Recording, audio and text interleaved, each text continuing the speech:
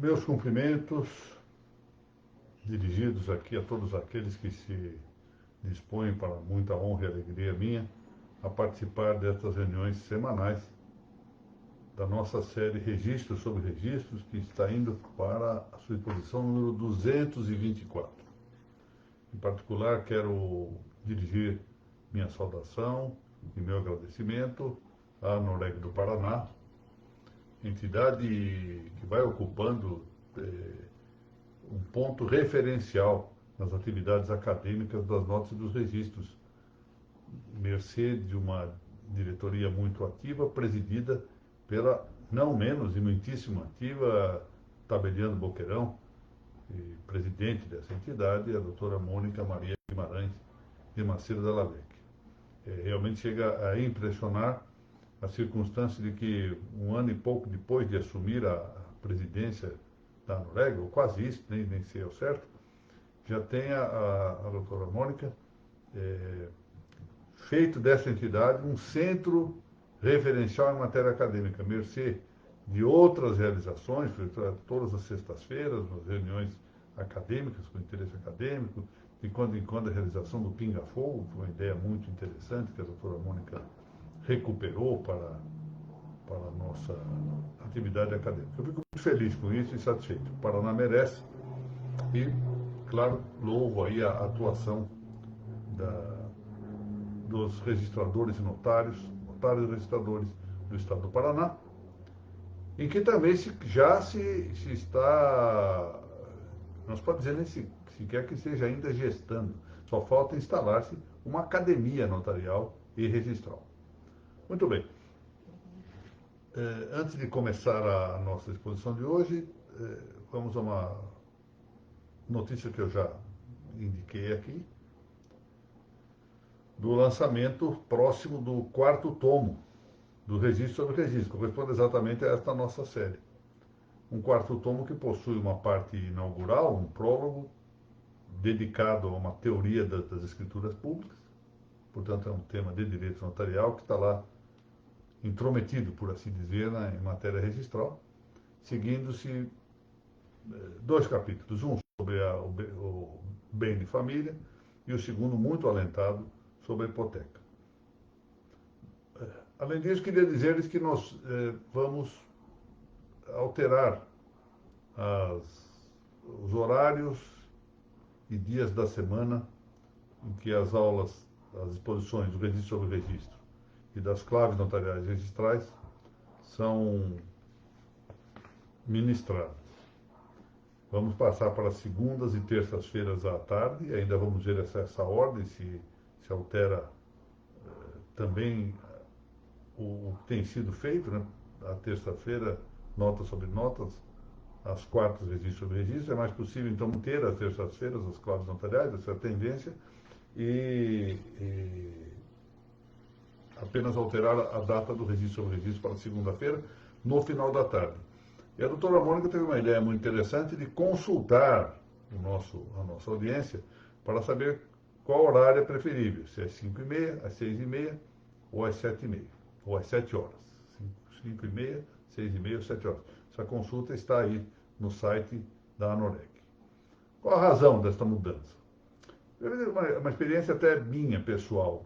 Quando eu assisto vídeos, ou seja, gravações, eu assisto mais ou menos de um modo per saltum. Determinadas partes eu acho que aqui não convém, não me interessa, ou interessa menos, etc. E isso perde muito. Eu já verifiquei que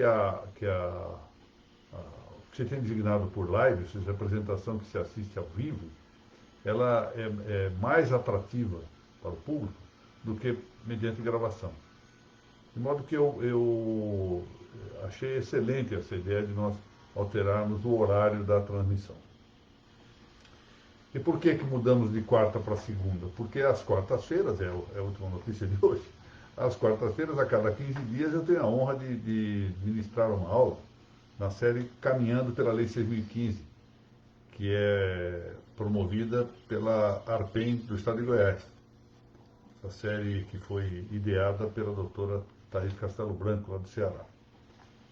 Então, para evitar esse encavalamento de transmissões, optou-se pela mudança do dia de quarta-feira para segunda-feira. Bom, vamos lá. O senhor deve estar se perguntando, eu me perguntaria, mas que raios de motivos leva a que a gente continue insistindo um tanto, hoje é a última aula sobre isso, sobre o tema da enfiteuse, e a maior parte dos cartórios do país deve pensar assim, pelo menos desde 2002, eu não tive mais nada de enfiteuse aqui no meu cartório. Os notários não receberam nenhuma pessoa querendo fazer enfiteuse, assim, de um modo geral. Os registradores não receberam nenhum título de enfiteuse para registrar. A maior parte das pessoas, é assim mesmo que a coisa está ocorrendo. Mas tem um interesse subsistente, o Instituto era muito útil, penso que ainda seria muito útil, ainda sobrevive no caso dos terrenos de marinha, mas ainda também no ambiente do direito privado tem a sua sobrevivência apontada por força do que dispõe o artigo 2038 do Código Civil de 2002. Muito bem, vamos tratar aqui de alguns tópicos, na verdade dois, que interessam particularmente à prática do registro. E, naturalmente, é interessante também para o notário saber como isso se vai comportar na esfera registral, até para o trânsito entre o título e o ofício imobiliário. Bom, reitero, então, que a normativa do Código Civil Brasileiro de 1916, referente à enfiteuse, continua a aplicar-se entre nós, nos termos do que dispõe o artigo 2038 do Código Civil de 2002. Olha, o senhorio direto, né, que é o titular dominial, o legitimado tabular, o proprietário do imóvel, ele tem o direito de consolidar o domínio útil. Ou seja, fazer com que o domínio útil volte a si, ou volte a ele, senhorio direto. Para isso, ele pode exercitar um direito de preferência, que está previsto em 3 artigos do Código Civil de 16, o 683, o 685 e o 689, artigos, dispositivos que se aplicam ainda no sistema do Código 2002, por força de um preceito deste último código, do Código atual, ou ainda em razão do abandono do imóvel pelo enfiteuta, ou mesmo de sua renúncia, está previsto no artigo 687 do Código anterior.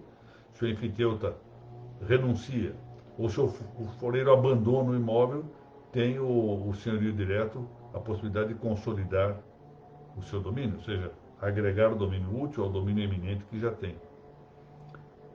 Uma outra hipótese é a de deterioração natural do prédio. E diz o inciso 1º do artigo 692 do Código de 16. Quando chegue esse prédio a não valer o capital correspondente ao foro e mais 1/5 deste, ou seja, ao pagamento do cânon, ou foro, ou pensão anual, se o valor do prédio, conforme uma avaliação que frequentemente tem que ser judicial, se o valor do prédio não corresponde ao valor deste foro, mais 1/5 do foro, vamos dizer que ele pague R$1.000 de foro, 1/5 seria R$200, se o valor do prédio não superar R$1.200, então, que é o valor do foro mais 1/5, cabe a consolidação. Ou havendo caducidade da enfiteuse, quando se dá o falecimento do enfiteuta sem deixar herdeiros, esse é o caso de caducidade. A enfiteuse caduca se o foreiro morre e não deixa herdeiros. E, finalmente, se houver comisso, inciso 2º do artigo 692. Vamos cuidar aqui, sobretudo, da situação do comisso, até porque ela é prototípica e pode estender-se para as demais hipóteses. O próprio do ajuste ou do contrato enfitêutico é sempre o direito do senhorio receber pensão, receber foro, receber cânon. Anual, se for certo, e invariável. conforme dispõe o artigo 678 do Código Civil Brasileiro de 1916.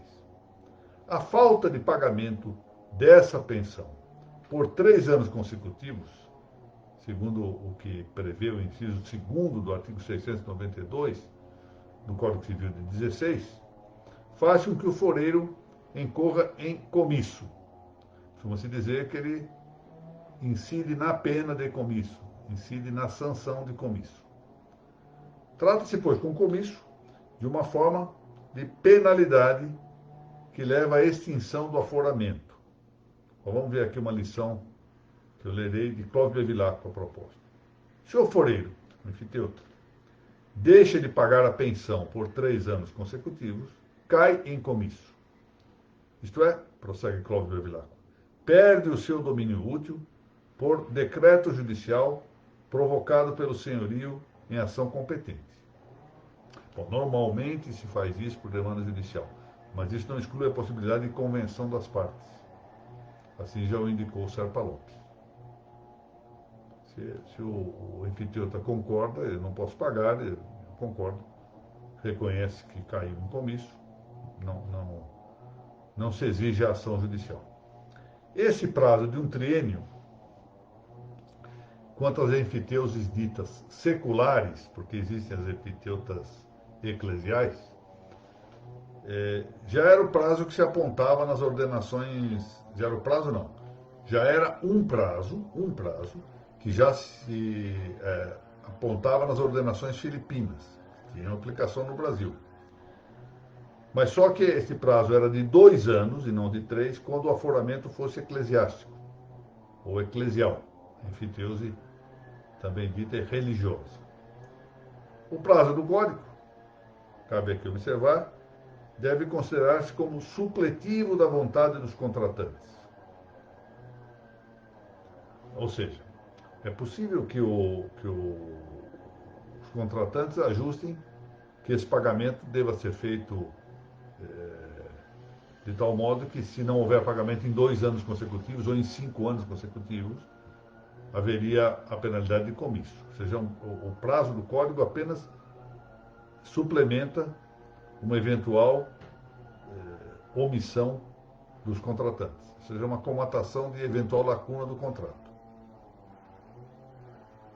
E isso tem como contrapartida a possibilidade de o comisso relevar-se pelo senhorio direto. O senhorio direto pode não querer retomar o imóvel, apesar da falta do pagamento pelo prazo ou ajustado ou prazo legal. Nada impedia, em todo caso, que as leis extravagantes do Código estabelecessem um diverso tempo para a caracterização da incorrência no comício. Podia uma outra lei dizer, o prazo é tal, o prazo é qual, uma lei que tivesse o mesmo, pelo menos o mesmo estatuto legislativo do Código. E não custa dizer que, com a vigência do Código de 16, a configuração da pena de comisso se ajustasse restritivamente à hipótese de não pagamento do foro por 3 anos consecutivos.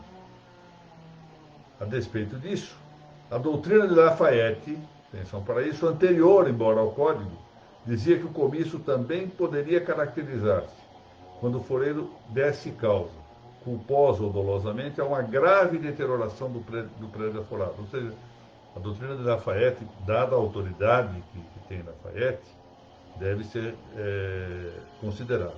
Portanto, embora o Código fale em pena de comisso, apenas na hipótese de pagamento de 3 anos consecutivos, havia uma doutrina, a doutrina também fonte do direito, seria preciso pensá-la de maneira conveniente, quando o enfiteuta, de maneira culposa, por negligência, por imprudência, ou dolosamente, intencionalmente, desse causa a uma grave deterioração do prédio aforado. Não é qualquer deterioração, mas é uma deterioração que, em cada caso, se deve ser julgado em cada situação concreta, deva considerar-se grave. E outra hipótese é quando ele alienasse a enfiteuse sem que da alienação desse prévia notícia ao senhorio direto. que tem direito de preferência nesse caso. Bom, o que interessa aqui mais de perto para o tema do registro é saber o que ocorre quando se dá a consolidação. Se deve registrar estritamente, ou seja, é um caso de registro estrito sensu ou é um caso de averbação? Essa é a pergunta. E parece não haver dúvida nesse caso de que a consolidação deva ser averbada no registro imobiliário competente. Por quê? Porque diz respeito à extinção do direito do enfiteuta e não à constituição de um novo direito de propriedade. Meramente questão de consolidação, ou seja, aquela ideia do caráter centrípeto do domínio. Desdobrado tende a voltar a uma unidade. Bom, vamos ver agora o tema do direito de resgate, que é objeto do artigo 693 do Código Civil de 16, e que nós sabemos é aplicável sob o atual regime do Código Civil de 2002.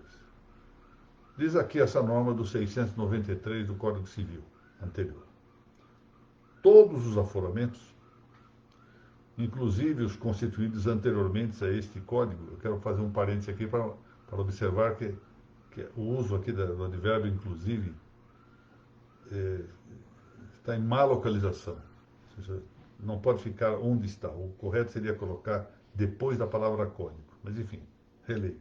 Todos os aforamentos, inclusive os construídos anteriormente a este código, salvo acordo entre as partes, são resgatáveis 10 anos depois de constituídos, mediante pagamento de um laudêmio, que será de 2,5% sobre o valor anual da propriedade plena, e de 10 pensões anuais pelo foreiro, que não poderá, no seu contrato, renunciar ao direito de resgate, nem contrariar as disposições imperativas deste capítulo. Portanto, aqui é o chamado direito de resgate pelo enfiteuta, pelo foreiro. Esse dispositivo tem a redação que lhe foi dada por uma lei de 1972, a Lei 5.827, de 23 de novembro. E é um dispositivo que, com essa redação, alterou o que se havia previsto numa lei, bastante posterior ao Código já, que é a Lei 2.437, de 1955. Então, houve duas alterações do artigo 693 original. O texto original do artigo 693, do Código de 16, previa o prazo de 30 anos para o exercício do resgate e mais o pagamento de 20 pensões anuais, 20 foros, 20 cânones, para que o foreiro pudesse exercitar o direito de resgate.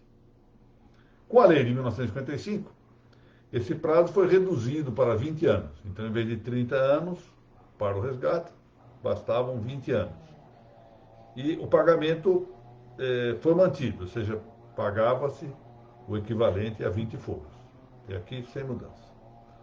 Com a nova redação do artigo 693, essa advinda da lei de 1972, a lei 5.827, o prazo diminuiu.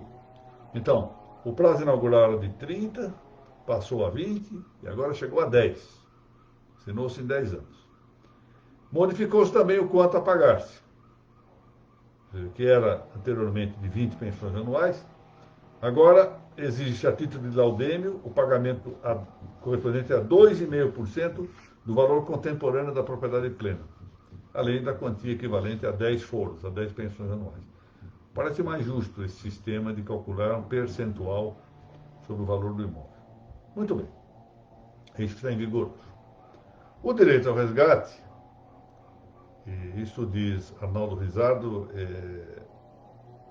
corresponde a uma espécie de desapropriação do domínio direto em favor do enfiteuta. É interessante essa ideia. Realmente é isso. É um ato potestativo do foreiro, que querendo exercer o direito de resgate, desde que decorrido o prazo de 10 anos e oferecido o preço correspondente a 2,5% do valor da propriedade plena, quase sempre é objeto de verificação judicial, se não houver acordo, e mais 10 pensões anuais, tem o direito de resgatar e passa a ficar com o imóvel. Bom, isso traduz uma constante que nós temos visto na elasticidade, flexibilidade, o desdobramento do domínio. Ou seja, o domínio tem uma vocação centrípeta. Há pouco falava disso, senhores. E essa vocação centrípeta prevalece diante do caráter transitório dessa elasticidade dominial. Toda elasticidade dominial é transitória. Ela tende a reunir-se, a agregar-se, a reagregar-se. Trata-se, pois, com o resgate pelo foreiro, de um mecanismo legal de consolidação. Só que, em vez de consolidar o domínio útil junto ao domínio direto, o que se faz é trasladar o domínio direto para quem tem o domínio útil. Portanto, é um mecanismo legal de consolidação em benefício do enfiteuta, que então passa a ter a propriedade plena e livre do imóvel forado. Salvo o caso de, como eu mencionei, de algum ajuste de convenção entre as partes, o resgate deve exercitar-se pela via judicial. O Código Brasileiro de Processo Civil atual menciona este fato no artigo 549. E já havia previsão no Código Processual de 73, no artigo 900. Bom, agora interessa-nos discutir sobre o modo de inscrição do resgate e do aforamento. Porque, vejam, não é a consolidação com quem já era o proprietário. Agora é a consolidação nas mãos de quem não era o proprietário do imóvel. Já se viu, aqui eu mencionei essa passagem de Arnaldo Rizzardo, que o resgate é tido por alguma similaridade como se for uma expropriação, ou seja, está realmente desapropriando, tirando uma propriedade de alguém. Um autor italiano importante, Patífice Manzoni, já o referira, e assim o menciona Serpa Lopes, que alista outros doutrinadores italianos importantes. Ele, Serpa Lopes, era muito versado na doutrina civilista italiana. Ele relaciona De Pirro, Ruggiero e Pietro Germani, apoiando essa posição de Manzoni, Patífice Manzoni, para, contrapondo-se esses autores ao entendimento de Coviello, concluir dessa maneira. Está citada por Serpa Lopes, que eu aqui refiro textualmente. Ato unilateral ou bilateral, compra e venda ou desapropriação, o que há de persistente e claro é tratar-se de um direito que produz incontestavelmente a transferência do domínio direto para o enfiteuta. Então há uma transferência de domínio, e de domínio direto. Esse é o item 504 do Tratado dos Registros Públicos de Serpa Lopes. Daí o consequente, que é extraído pelo mesmo Serpa Lopes. Diz ele, partindo por conseguinte do ponto de vista dos efeitos do direito de resgate, produzindo ele uma transferência de domínio, é irrecusável dentro do nosso sistema tratar-se de um ato suscetível de transcrição.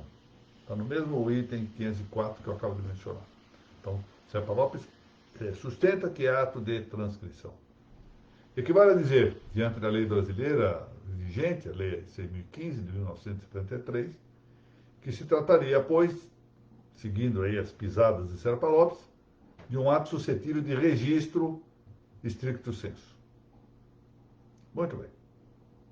Diversamente, contudo, Afrânio de Carvalho, autorizado pensador também na área do direito registral, entendeu que, tanto quanto o comisso, também o resgate deverá averbar-se na matrícula do imóvel. Então, enquanto Serpa Lopes sustentava a necessidade de transcrição, o que nós trasladamos para a terminologia e a prática atual, exigiria registro em sentido estrito, já Afrânio de Carvalho entende que o resgate, a exemplo do comisso, deveria suportar a averbação na matrícula do imóvel aforado. Parece-me, que não há dúvida, que do ponto de vista doutrinário, é mais persuasória a orientação adotada por Serpa Lopes. Eu não tenho dúvida disso.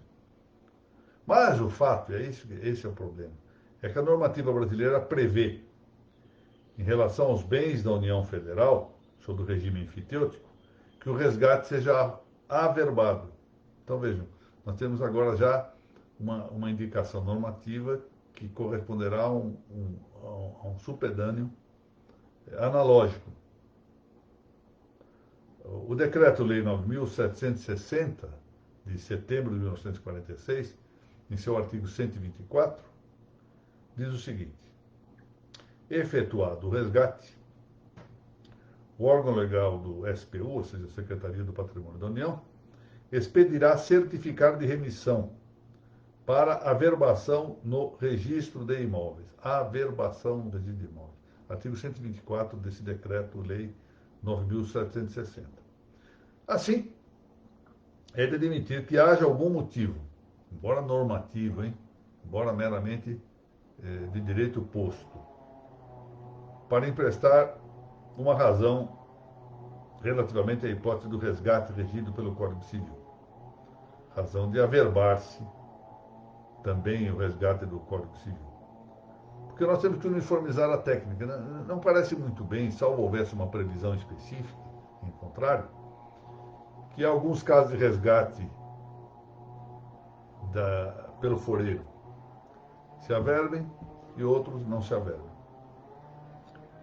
Portanto, é melhor uniformizar, parece razoável uniformizar. Então, embora a melhor solução doutrinária seja, aparentemente, assim penso eu, a de Serpa Lopes, na realidade, talvez sejam adequadas as razões esgrimidas por Fernando de Carvalho, que então pode apoiar-se nessa analogia que nos apresenta a legislação brasileira. Frequentes de resto, são muito frequentes de resto esses lapsos de escolha das espécies de inscrição. Registro interdistrito, obviamente, só são duas, mas no registro de imóveis. Mas, vira e mexe, nós temos aí indicações equivocadas pelo legislador.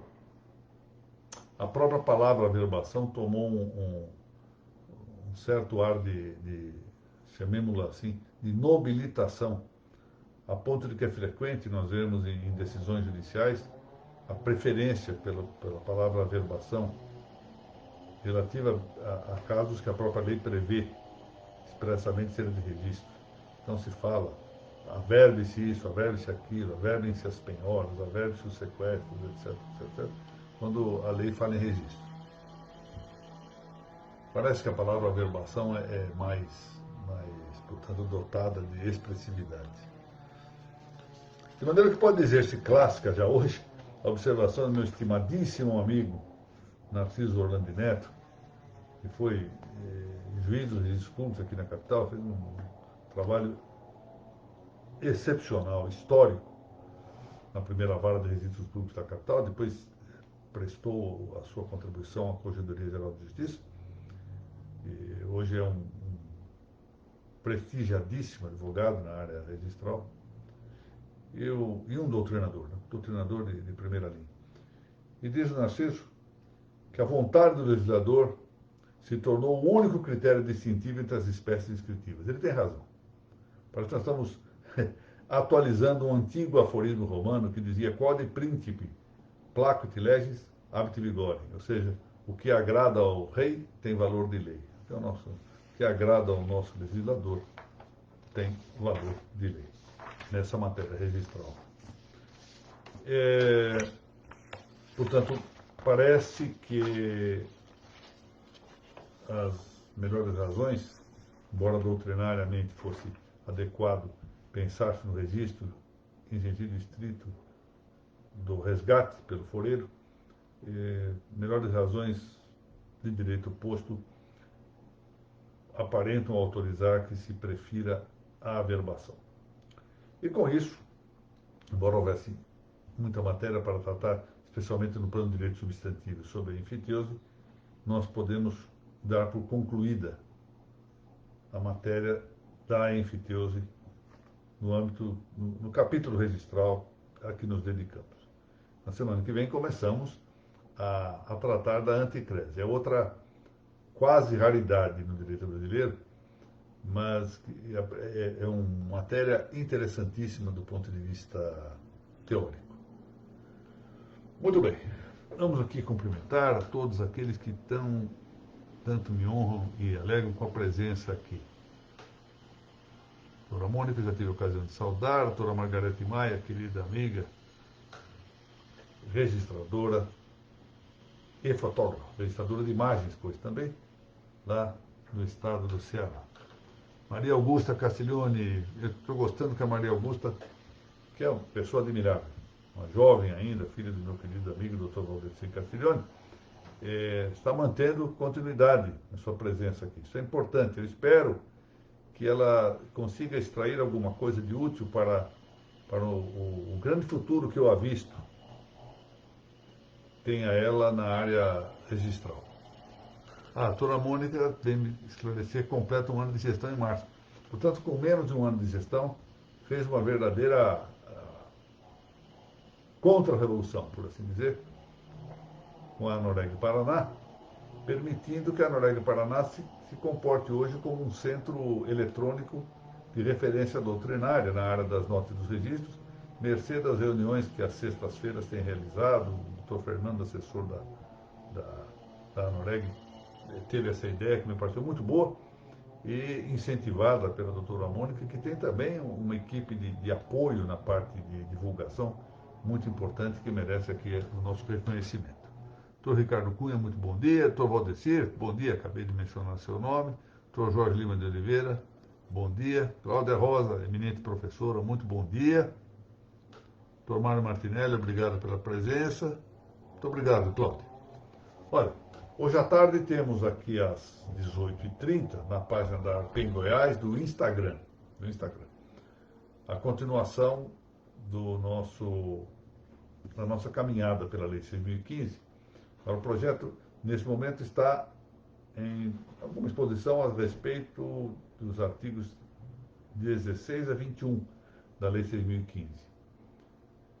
Há umas questões interessantíssimas que merecem ser examinadas no bojo do artigo 16, relativamente aos modos de publicidade.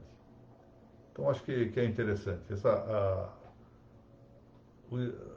A remeditação sobre esses dispositivos da Lei 6.015 é muito, muito interessante, porque essa é uma lei muito antiga, não é já? A lei foi elaborada em fins da década de 60, editou-se em dezembro de 73, mas só entrou em vigor em 76. De 76, ao menos, para cá, houve várias mudanças circunstanciais que acabaram refletindo, trazendo suas ressonâncias também para a compreensão do significado normativo dos vários dispositivos da Lei 6.015. Valerá a pena, sobretudo, hoje começa um breve exame do artigo 16, considerar um pouco mais de perto essa situação. Por mais que muitos já tenham trilhado, retrilhado, repisado algumas vezes os dispositivos da lei, passados hoje 50 anos praticamente da sua edição, convém que nós reconsideremos um pouco as meditações já feitas para verificar o que há de novo, se é que há algo de novo, o que há de acerto ou de desacerto nas normas editadas, portanto, há meio século. Eu os espero, portanto, se possível, no Instagram lá da ARPEN Goiás, às 18h30. É uma aula rápida, geralmente demora meia hora, devido a uma série de circunstâncias. E, se não, nos vemos aqui na próxima semana. Ainda vamos manter até meados de março os horários atuais. As terças-feiras com as nossas claves notariais registrais e a quarta-feira com a sequência do registro sobre registro. Novamente, muito obrigado à Noreg do Paraná pela honra que me concede em permitir-me o uso dessa importante sede eletrônica de sua entidade.